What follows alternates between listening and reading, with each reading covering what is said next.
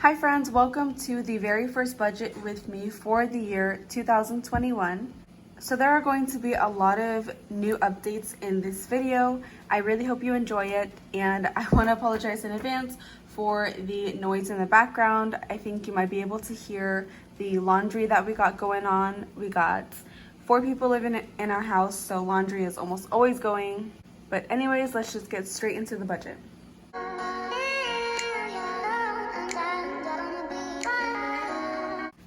So I always like to start my budgets with 3 goals for the month, and these are not technically number goals. These are more just general goals. The first goal that I'm going to put down is going to be that we want to cash flow our move. So we are moving this month. By the end of this month, our lease ends from our apartment, and we are actually looking into houses. We actually haven't found a house just yet, but once we do find one and we do move, we want to be able to cash flow all of it, which basically looks like being able to pay out of pocket and not skipping over any other monthly payments or digging deeper into our personal loans or anything like that, just completely cash flowing it. So that is the main goal for this month. The second goal for this month is to, for lack of better words, stay on top of Miguel's credit card. So this is one of the new things in our budget. My boyfriend did get a credit card as of last week, and we have been using it.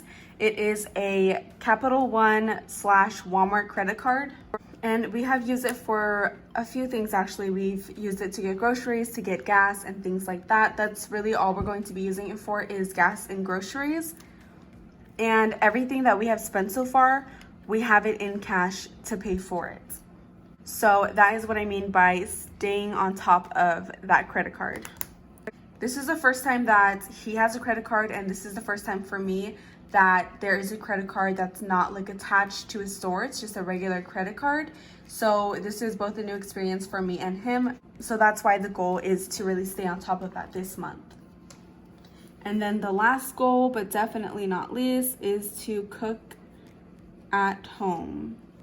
This is always one of my goals because it is always one of the hardest things for us to do. We like to eat out, and that really hurts our budget when we do it a lot. So obviously the solution to that is to just eat at home and make the best out of the groceries that we do buy. Those are our 3 goals for this month. After the goal section, I'd like to add the next section, which is going to be what I call special events. These are the things that happen this month that we need to be aware of. So this could be like birthdays, anniversaries, holidays, anything like that. For this month, we have my mom's birthday. And then obviously we have moving. In the second column, we're going to put the due date, or when it's happening. And my mom's birthday is on the 16th.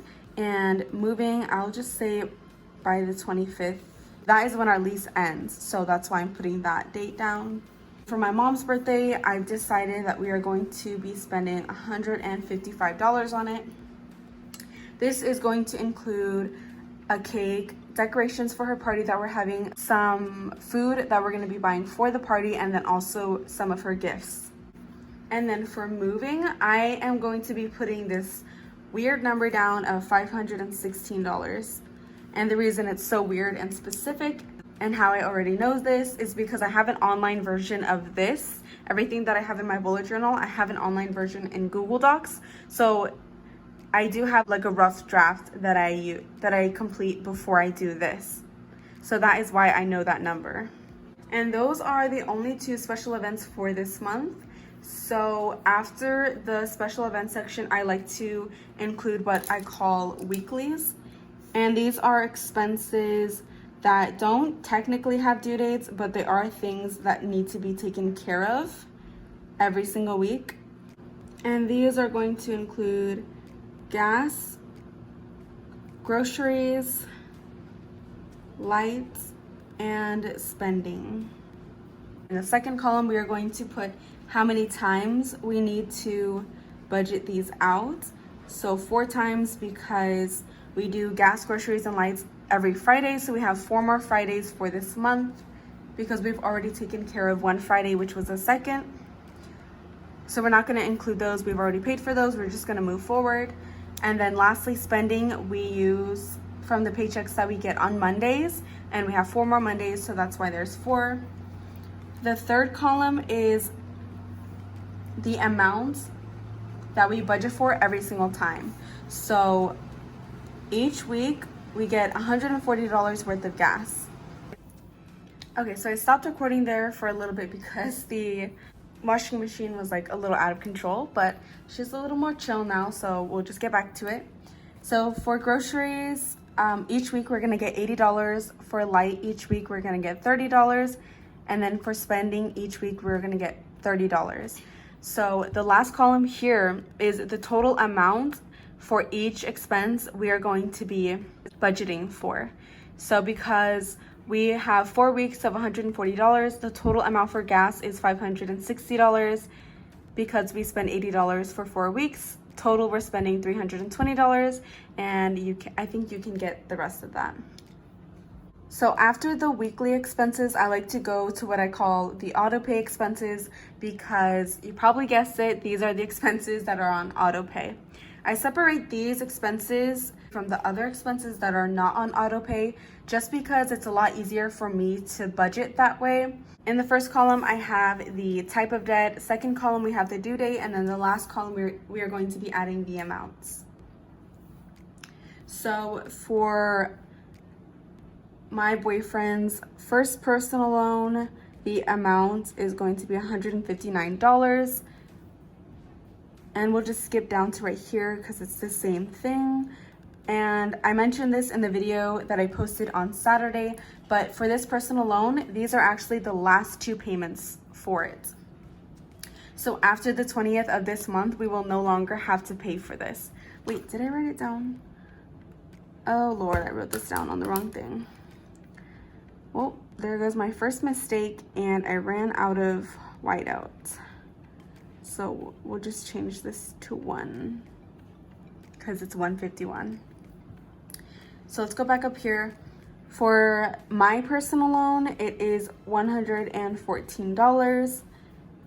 For Residence Link, for me and my boyfriend's account, is $14. Our insurance is $241. Our Netflix is $17.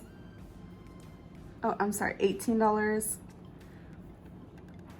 Our renter's insurance is $10, well, our portion is, and then my boyfriend's second personal loan is $149. His orthodontist bill, oh, no. The debt that we owe to the previous apartment we lived at is $40.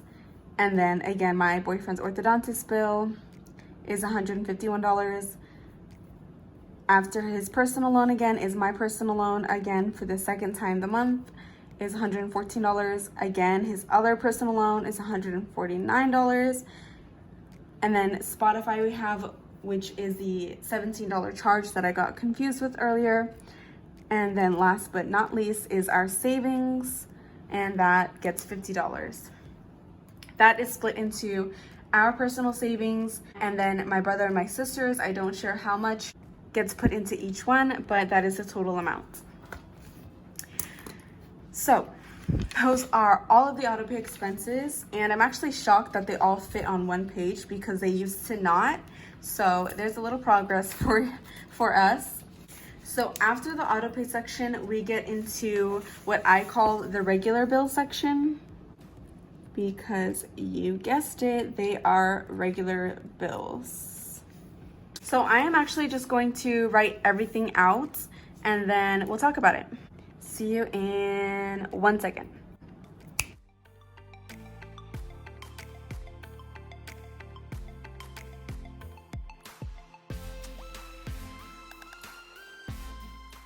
So the first 2 things we have don't necessarily have due dates, but I don't technically consider them sinking funds, so I put them here.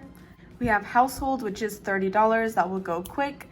Personal care, we are getting $50, and that is for my boyfriend's haircut, and then I like to get my eyebrows done. Then we have my boyfriend's dental bill, which is always due on the 1st for $132. Then my car payment due on the 13th for $383. And then I do have a counseling session at least once a month, and it's $85 each time. I have to double check on what the due date is for that, but I know for sure that I am going to have at least one session this month. Then next we have my Victoria's Secret's credit card. That is due on the 16th for $160. Now my typical minimum payment is only $35, but I did get some stuff for like Christmas time, so that is why I am paying $160. And then we have my boyfriend's truck on the 17th for the full $439. I have my orthodontist bill on the 20th for $110. We have our Wi-Fi bill due at the end of the month for $80. I'm guessing, I don't usually know exactly how much it is until like 2 more weeks. And then for rent, again, I'm not sure where we're going to be living just yet or how much the rent is going to be, but we're looking for places that are in the same price range as we are in now. So I am just putting $650 here for now. Of course, if we need to change it, we can do that as the time comes. So I am just going to include one more expenses section, and this is going to be our sinking funds. And literally as I'm writing this out, I realized I could have just put this in the monthly expense, because this expense is going to be taken care of like right away and not going to be saved. So I could have just put it in here, but oh well. I'm going to put it under vehicle maintenance, but it is going to be for my boyfriend's truck. He did get an AutoZone gift card for Christmas. So with that AutoZone gift card plus the $50, he'll be fine for what he needs to get done. I'm not sure what he needs to get done, but that's what he told me. So with that, we have all of our expenses written out. You might have noticed that I didn't include anywhere in here the credit card that I mentioned at the beginning. This is how it's gonna work. So we are gonna be using that credit card for only my boyfriend's gas and the groceries. So I'm not going to actually give him his gas money. I'm just going to put it into an envelope for the credit card. That way, anytime we are spending the credit card, we have the money in hand. And the technical due date is not until February 9th. I think the only time you will see information regarding the credit card is when I'm actually doing cash envelope stuffings and putting those amounts into the envelope.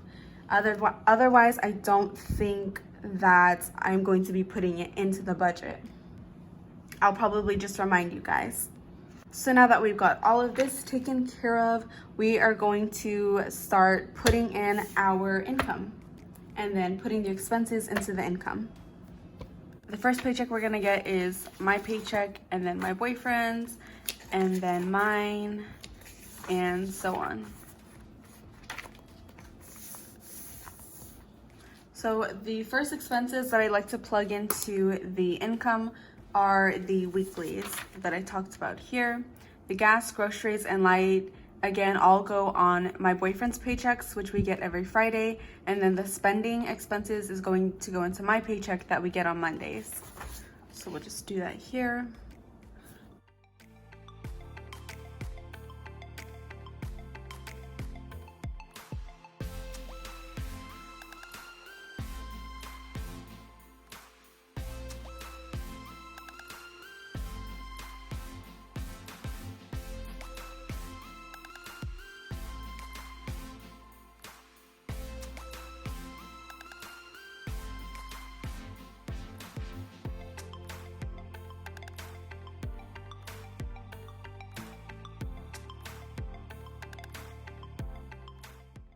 We are now going to start plugging in the auto pay expenses.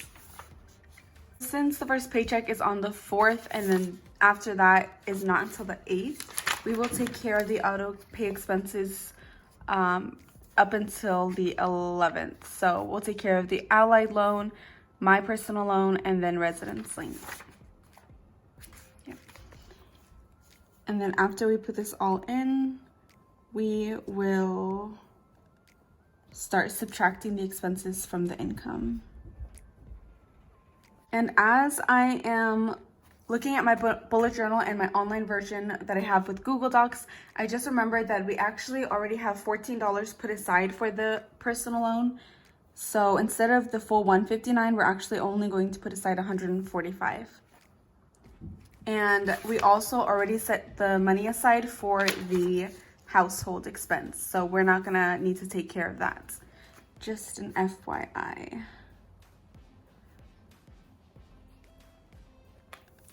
So now we will start subtracting these from the $535. We are left with $232.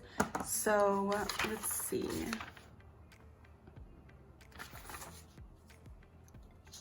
I guess we should take care of the dental bill that we have here that was due on the 1st. And with that, we'll have $100 remaining. So we'll just start taking care of the insurance next. And because insurance is actually $241, not just $100, we will put the remaining $141 onto the next paycheck. And then we'll just go ahead and go back to the auto pay section. The next paycheck is not till the 11th, and that's when a lot of these are due. So we'll take care of the next Netflix and then the renter's insurance, and then we'll start subtracting. So we have $800. So we have $381 remaining. And our next auto pay expense is not due until the 14th. And we actually have the car payment due on the 13th. So we will just go ahead and put the remaining $381 on here. We still need $2 more for the car payment. So we'll just put that here. And then we saw that there was the auto pay expense due on the 14th. So we'll take care of that. Now there are a few things that I want to check in on. So we have here, for special events, we have my mom's birthday on the 16th. So I'm gonna put that here just so we have it ready to go. I am going to be getting things ahead of her birthday. So I'm just gonna put that here. And then also, even though I don't have a date just yet for my counseling session, I'm just going to put that here so that when I do know the date, I will have the money ready to go. So $672. So we have $251 remaining. So the next auto pay expenses are not due until the 20th, and we do have a few expenses for the regular bills coming up. So we have the credit card and then the truck payment. So we'll do the full $160 for the credit card, and then whatever is remaining will go towards the truck. I don't think we'll have enough to pay the entire car payments, but whatever we do have remaining, we will put towards that. So we will only have $91 to put aside for the truck. Of course, the truck payment is not only $91, so the remaining amount we'll need to put is $348. So after this, we'll probably get back to the auto pay expenses because we had a few that were due on the 20th. So we have the Central and Broadway apartments and then the orthodontist bill. So since we have that and it is only $40, we will put the remaining $12 aside for my boyfriend's orthodontist bill. And we will have a remaining $139 that we will have to put aside right here. Back to the auto pay section because we still have the personal loan and then my personal loan. Both personal loans are pretty close to the 20th. And here we also have an orthodontist bill, which we will take care of after. And I'm sure that I will have enough for the full. If not, I can just change it. So we have $672. Yep, so we still have $120 remaining. So let's look at the auto pay section. We have these 3 expenses remaining, but you can see the first one is not due until the 28th. And we do have some expenses here after the 20th, not due until the 31st. So I think what we will actually do is plug in our personal care for $50 and then get back to our auto pay expenses, which would be our loan. So $50 for the personal care, and then whatever's remaining will go towards my boyfriend's personal loan.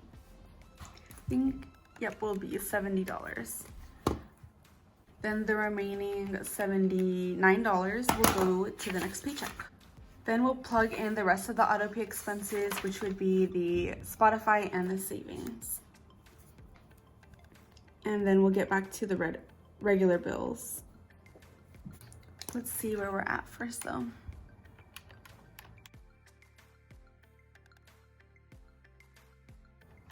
So we have $254 remaining, and we have Wi-Fi and then rent. So $80 for Wi-Fi, and then whatever's remaining will go towards rent. So $174. And the rent amount we want is $650, so $476 will get put for rent in this next paycheck. 672 minus 30 minus 476. So $166 remaining for this paycheck. Let's see what we have remaining. So we took care of the weeklies, all of the auto pay. We have moving remaining for this section, and then we have everything taken care of here, and then we have $50 here. So we'll do the $50 for the vehicle maintenance, and then the remaining we'll all put towards moving. So it'll be $116. And then whatever is remaining in this paycheck will go towards moving as well. So $400 remaining will go towards moving. So you can see here that the $116 plus the $400 for the moving equals $516, and that is the amount that we put right here. So we have now allocated all of our money to exactly all of our income, which is why what we do is called zero-based budgeting. There's nothing remaining. And there are a few things that I want to quickly go over. So I'm sure you are wondering why I only put $560 aside for moving when it is 100% going to cost a lot more than that. We have already been able to set aside some money for moving with the stimulus checks that we got. So me and my boyfriend each got $600, so we got $1,200 total already from our stimulus checks. We have been able to put aside $1,000 for moving. So the $1,000 plus the $516 equals a total of $1,500, which should cover our portion of all of our moving expenses total. But in case it doesn't, I do also have a school refund that I should be getting sometime this month. I didn't include it in the income because I don't know how much it's going to be. I don't know when I'm going to get it. I had some issues that I had to fix with my FAFSA, so I just don't know how that is affecting my financial aid just yet. So I didn't want to include that, but once I do get it, I will definitely bring it up and include it in here. But until then, I don't want to fully depend on it. So $1,200 for the stimulus. We did give some money to help out a friend. I'm not going to say how much or who the friend is or what they did with it. We are going to count that as part of our giving for this month. So we did that, and then the $1,000 for moving. And then, you know, we did go out to eat once or twice. So I wanted to clear that up in case anyone was wondering why our moving budget was so low and if we had already gotten our stimulus checks and what we did with it. So that is pretty much everything for our budget. We have budgeted every single thing out. I am really looking forward to being more detailed with you guys and actually doing cash envelope stuffings this month. I really miss doing those. I hope that you guys enjoyed this video. If you guys have any other questions, feel free to leave them in the comments below. Make sure to like this video. Definitely be subscribed to go along with us on our debt-free journey. My next video is going to be on Saturday. It is going to be a cash envelope stuffing / budget update. And it is going to be the first one for 2021. And I'll see you guys soon.